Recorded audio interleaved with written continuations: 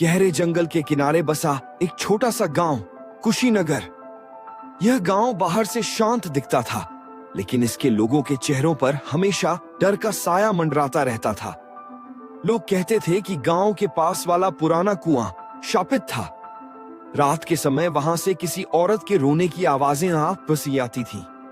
गांव के बुजुर्ग कहते थे कि सालों पहले एक लड़की उब्बाकी सिवा चंपा को इस कुएं में धक्का दे दिया गया था। उसके बाद से जो भी रात में उस कुएं के पास गया वो कभी वापस नहीं आया। गांव में एक नया आदमी आया था, राहुल। राहुल एक यूट्यूबर था जो हॉरर प्लेसेस की सच्चाई उजागर करने के लिए वीडियो बनाता था।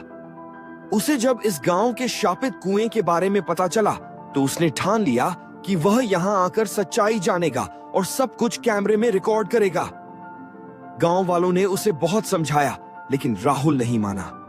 उस रात जब पूरा गांव सो रहा था, राहुल अपने कैमरे और टॉर्च के साथ कुएं की ओर बढ़ा। ठंडी हवा चल रही थी और पेड़ों की शाखाएं अजीब तरह से हिल रही थीं। जैसे ही वह कुएं के पास पहुंचा, उसे किसी के सिसकने की आवाज सुनाई दी। उसने टॉर्च घुमाई, लेकिन वहां कोई नहीं था। अचानक उसका कैमरा अपने आप बंद हो गया और उसके पीछे किसी ने धीमी आवाज में उसका नाम पुकारा, राहुल। राहुल के हाथ पैर कांपने लगे, लेकिन वह रुका नहीं। उसने हिम्मत करके कैमरा फिर से चालू किया और कुएं के अंदर झांका। कुएं की दीवारों पर खून जैसे लाल निशान थे। तभी छपाक, जैसे किसी ने पानी में छलांग लगाई हो, लेकिन कुएं में कोई नहीं था। तभी उसके कैमरे में एक धुंधली परछाई दिखाई दी। एक लड़की उल्टे पांव चलते हुए उसकी तरफ बढ़ रही थी। राहुल ने भागने की कोशिश की, लेकिन उसके पैर किसी ने पकड़ लिए थे। उसने नीचे देखा, वह लड़की आधी पानी में थी और उसकी आंखों से खून बह रहा था।